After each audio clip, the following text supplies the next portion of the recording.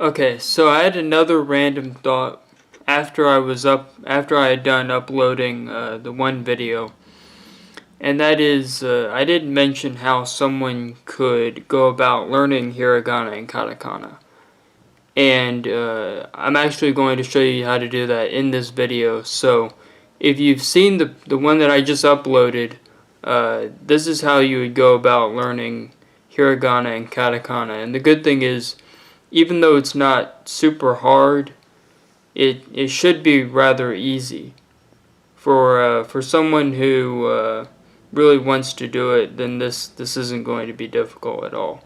So I'll just show you the thing that I think is the best way to do it, which is memorizing. But I'm also going to show you another way you can do it that doesn't really rely so much on memorization. So the first thing I want to show you is in a book that I have called Japanese the Manga Way. Interestingly enough, it actually uses real manga panels to teach Japanese. But in this book, before it gets into that, is actually a table of hiragana and katakana. So here it is right here.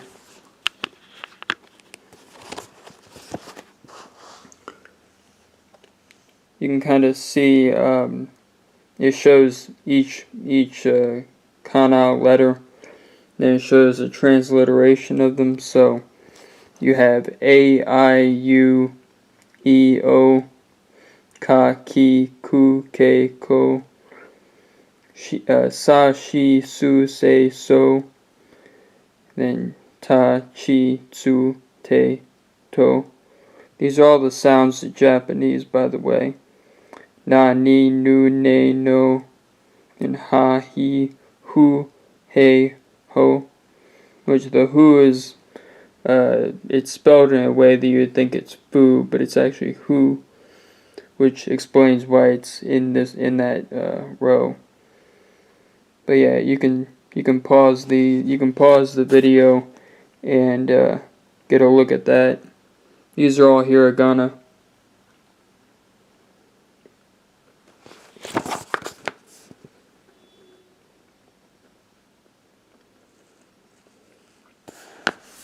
And then there's combinations, how you make more sounds. So kia, kiu, kio, sha, shu, sho, cha, chu, cho, nyan, yu, nyo, and so on and so forth.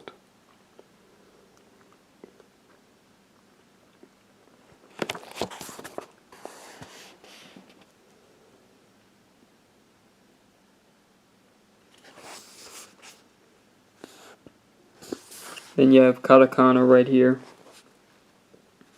and it's roughly the same.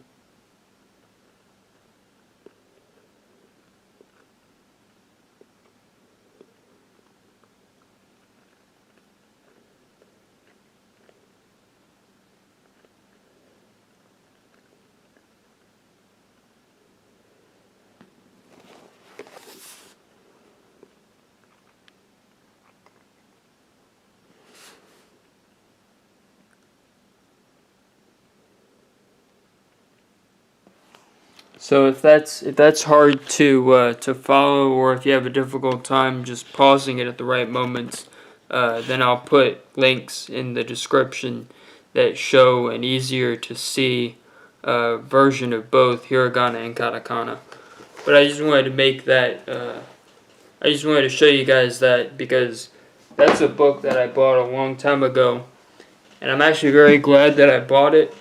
But I wouldn't want someone to have to go out and buy books like that. Another one is this one. It's about kanji, but it also has in the back a bit about how Japanese is romanized, kana and romanization. So I'm going to show you guys this real quick. And like with the first one, this is a place where you can pause it when you need to. I'm going to try to make it to where you can see what's on the pages.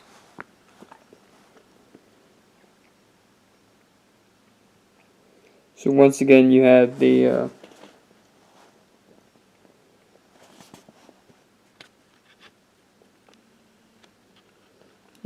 kana, and then you have romanization above them.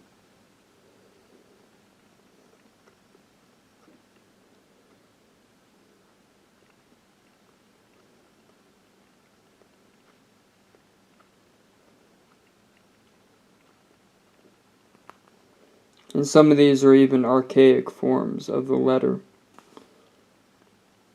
which aren't even used anymore, so they're sort of interesting from an academic perspective.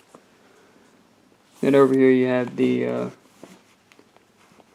you have more sounds, which the voiced sounds as opposed to the basic sounds of Japanese.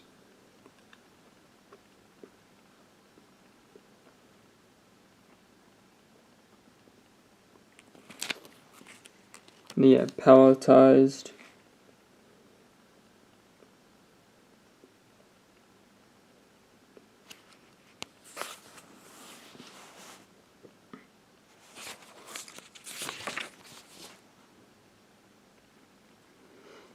So one of the things you gotta kind of get your mind wrapped around is the idea that romanization of Japanese is going to sometimes lead you in the wrong direction.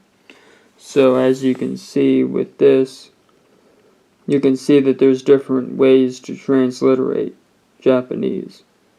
But with the kana, there really is no confusion. So you have kunrei shiki, which shi is spelled S-I in kunrei. And then ji is spelled Z-I. Things like that. So tsu is tu in kunrei. And then zu is the same. But fu, or hu, is actually spelled like it sounds. Hu. So you got some that like there are ones that are very similar, like O and O, O. And then N is the same. So that's an interesting thing, but it's interesting how weird it can be with different romanization schemes.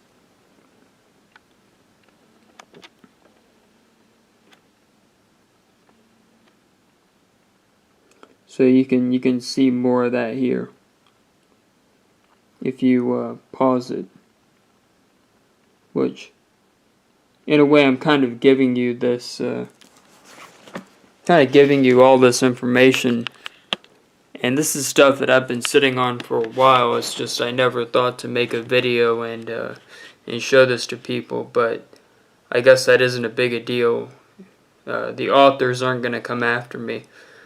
But if you want to learn Hiragana and Katakana, it is pretty easy to do. And I would recommend you do that because it gives you a foundation to start with when it comes to reading Japanese rather than just speaking it. On one hand, you could actually learn to just speak Japanese and you wouldn't have to worry about reading, but to some extent it is good to know how to speak and read the language because you will be doing a lot of both if you go to Japan. So, like I said in the last video, good luck. And I wish you the best, no matter what language you pick, even if it is Russian, which isn't as hard. But Japanese is very, very rewarding, and I'm very, very glad that I spent 10 or more years studying it. I'm also glad that I got the chance to go there. But yeah, I'll see you in the next one. Take care.